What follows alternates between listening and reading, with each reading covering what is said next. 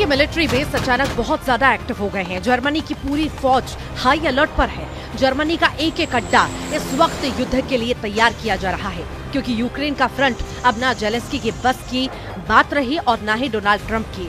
ये बात जर्मनी को बहुत अच्छी तरह समझ में आ चुकी है।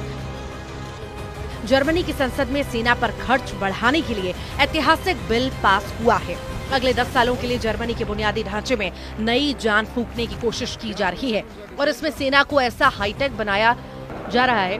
फोकस है जिसकी तोड़ रूस के पास ना हो। इसके लिए अब जर्मनी बुनियादी ढांचे को बेहतर बनाने के लिए 546 अरब डॉलर अगले 10 साल में खर्च करेगा। 546 अरब डॉलर यानी कि 47 लाख करोड़ रुपए से भी ज्यादा की रकम।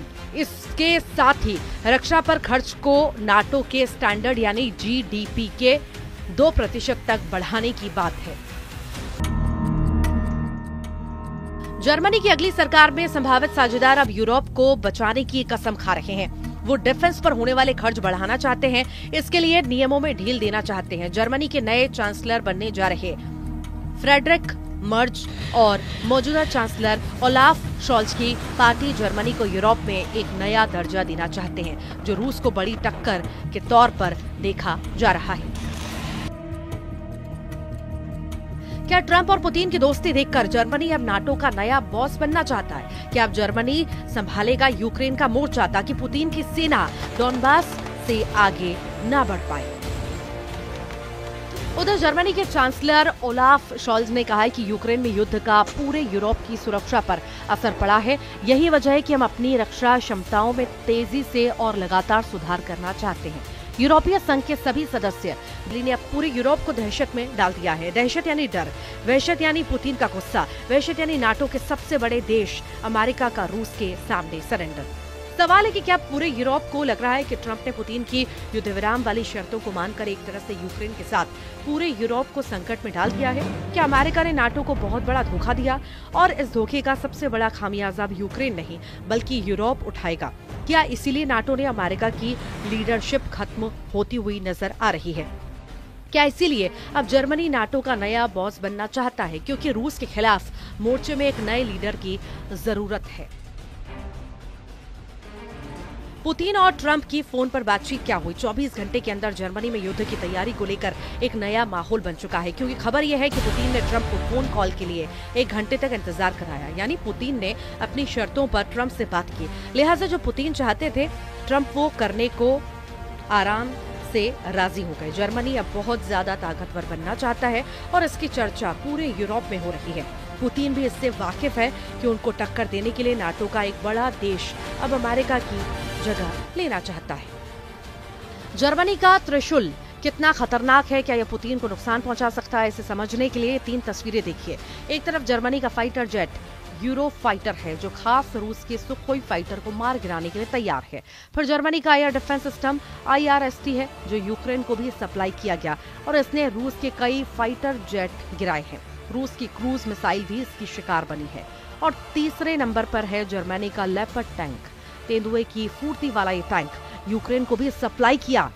डॉनबास से लगे कई मोर्चों और खार्किव को बचाने में इस टैंक ने बड़ी भूमिका निभाई है। लेकिन सच ये है कि पुतिन ने इस टैंक का बहुत अच्छी तरह शिकार भी किया।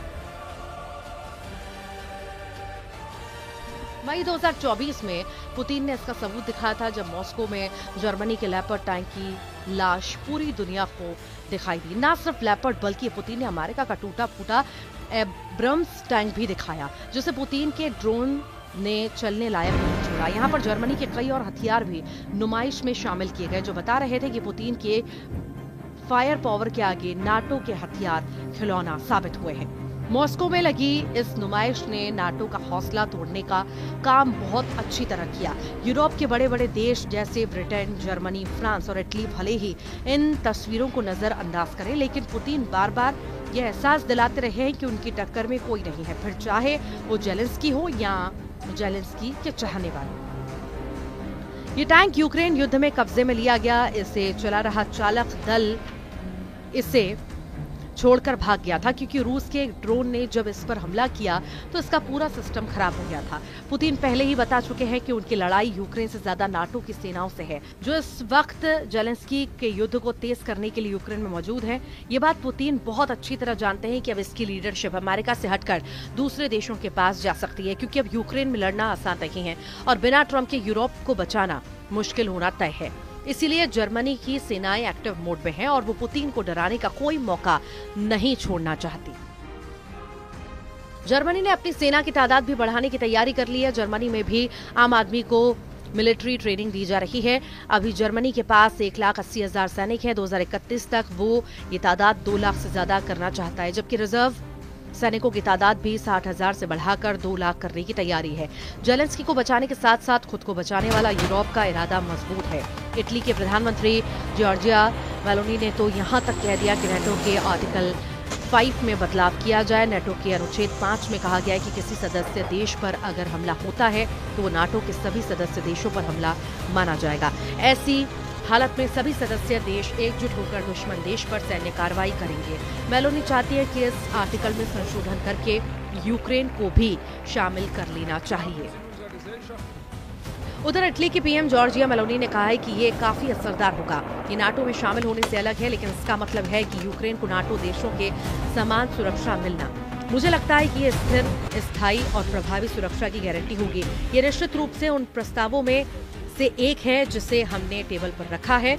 जॉर्जिया मेलोनी की बात से जेलेंस्की जोश जो है जेलेंस्की में बढ़ेगा, इसमें कोई शक नहीं। पुतिन के खिलाफ जेलेंस्की के युद्ध को मेलोनी और ताकत देना चाहती है। मेलोनी से लेकर मैक्रो तक बता रहे हैं कि यूक्रेन को कैसे बचाया जाएगा और इसी ट्रैक पर चलते हुए रूस को कैसे यूरोप से भी दूर रखा जाएगा।